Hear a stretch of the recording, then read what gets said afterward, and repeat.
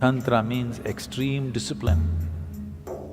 It's not unbridled promiscuity. Learning to use your body and your mind like you would use some other outside instrument. This is a tremendous gift that Agastya Muni offered, that he established a tantric process 100% rooted in the body, nothing outside.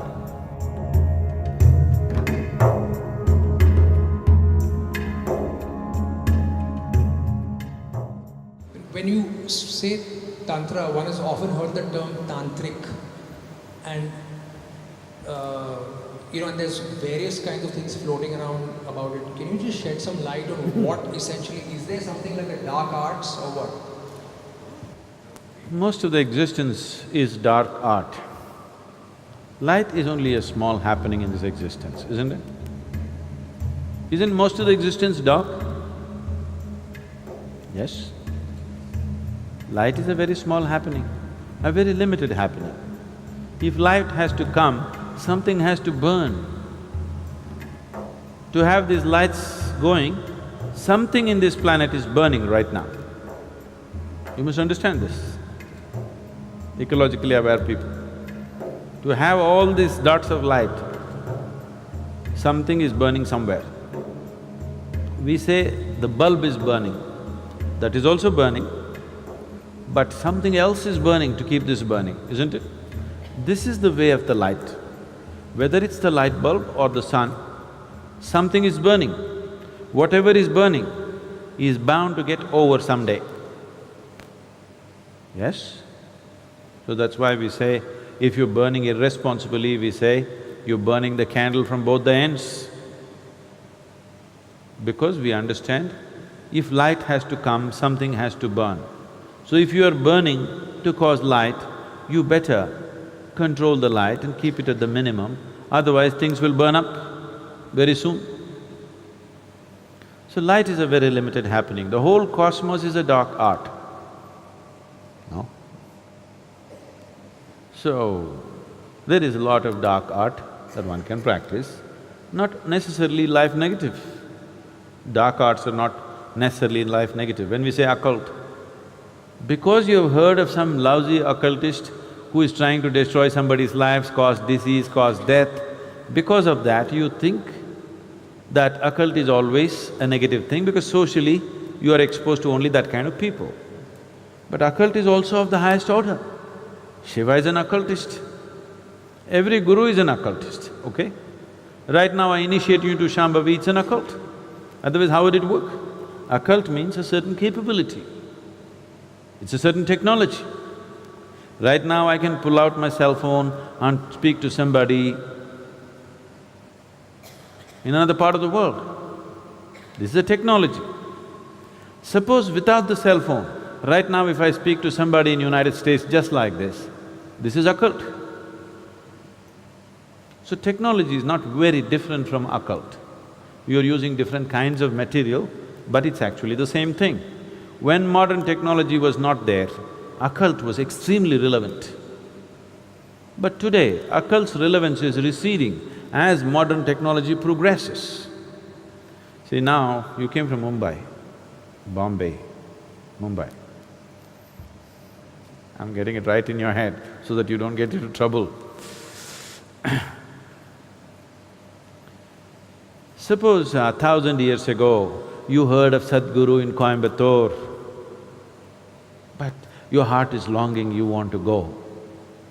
But Mumbai to Coimbatore walking and coming, not a simple journey. If you venture, you don't know whether you'll again go back to Mumbai or not. You don't know what to expect on the way, you may never make it. So, you sit in Mumbai and, oh Sadhguru, please reach out to me, I cannot come, please.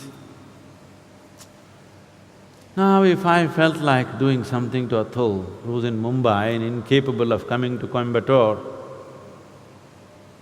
then maybe I want to initiate him into Shambhavi in Mumbai. But Atul's mind runs all over the place. He sits down and he feels something, then he thinks, oh, maybe I'm just imagining nonsense. His wife tells him, you going crazy, man? Somebody that you've not seen is doing something to you, shut up and go back to work. He's beginning to feel something, but his logic, his reason, the family tells him, don't be stupid. And then what Sadhguru will do is pick up a South Indian jasmine flower which cannot grow in Mumbai, and Atul is sitting like this, it fell into his hand. Now Atul, now he will sit ready for Shambhavi, to be initiated, because one jasmine flower was delivered. But today, I would rather call you and say, come, or send somebody with a brochure and say, come and get it here. Or if I want to send you a jasmine flower, I'll use DHL.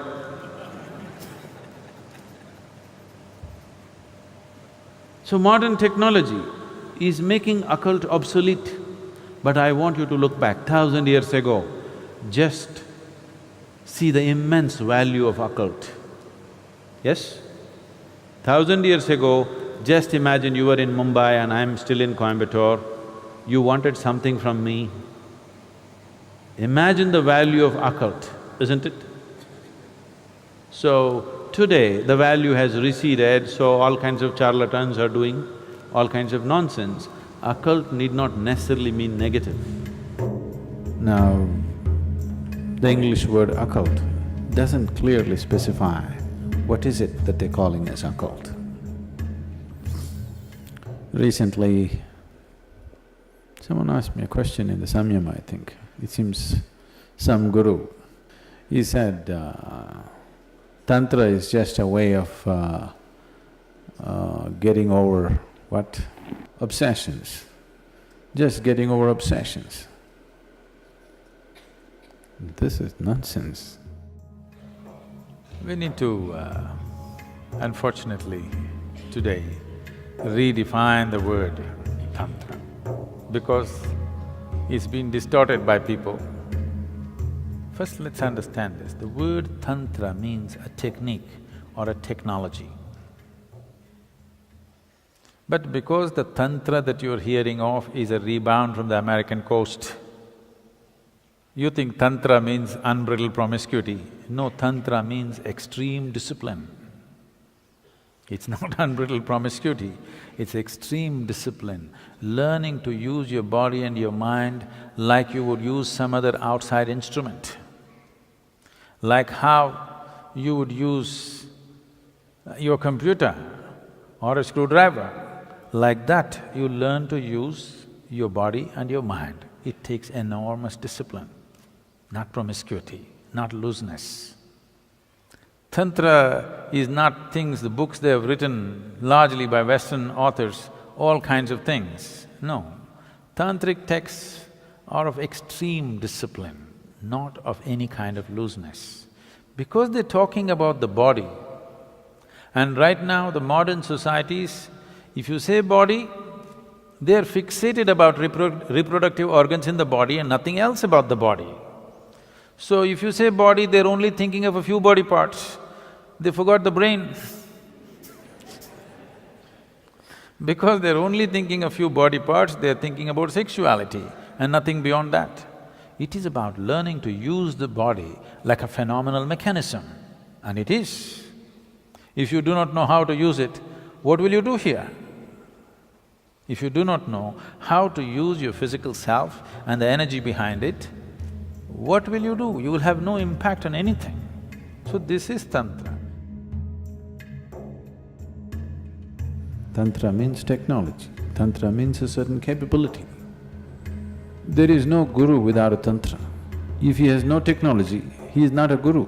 He can only be a gentle saint who will bless everybody, bless everybody, bless everybody. A blessing has no discretion. Now, if you were a thief, if you met a saint, you would seek his blessing. and He will bless you so that you could do your job well today. Because His blessing has no discretion. He cannot be, because that's not in His control. Even the bandit tribes, the Pindaris and people like that, they had their own gods and goddesses, they had their own saints. Their gods always guided them which home to hit today.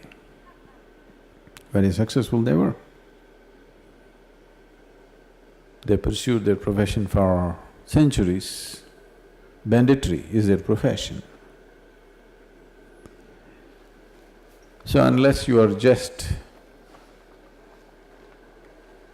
that gentle lily kind of saint who just blesses and blesses and blesses, I'm not trying to belittle that. They're beautiful in their own way, but they are not of any…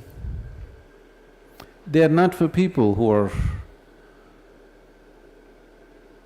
lusting for enlightenment. They're not for those people.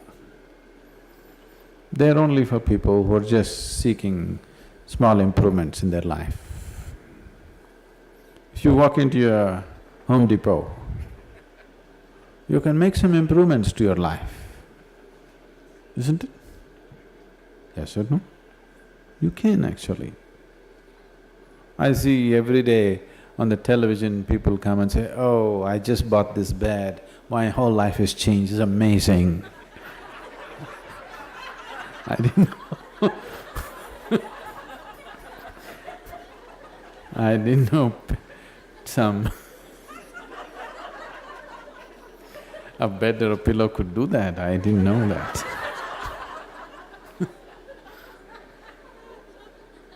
Have you seen this? My whole life has changed completely. So, if you walk into the Home Depot and walk out with something that you didn't have, you could change your life a little bit. Life-changing, the word life-changing, how much of it changes subject to so many things. What has changed is subject to many things, isn't it? Suppose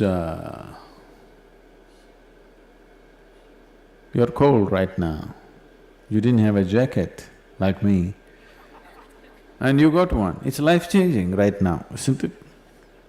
Isn't it so? So is that what we're talking about?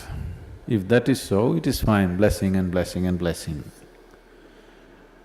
But if you're talking about spiritual growth, reaching to your ultimate nature, what is a guru without a capability? You can't call him a guru.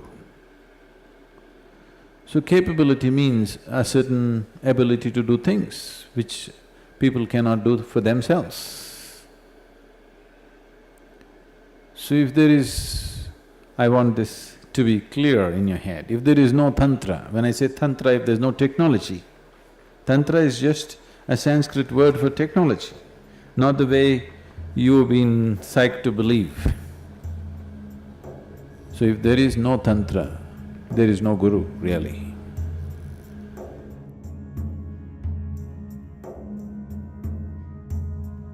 Because Guru means you have to roll up your sleeves and it's a mechanic's job. You gotta fix things. To fix things you must know what's what. You must have some technology in your hand, and that is Tantra. Is there Tantra in Isha? Very much. All across the board, various kinds. But the significance of yoga is that it is not ritualistic. There are two dimensions of Tantra. One is you use outside material and stuff to do things, which is ritualistic in nature.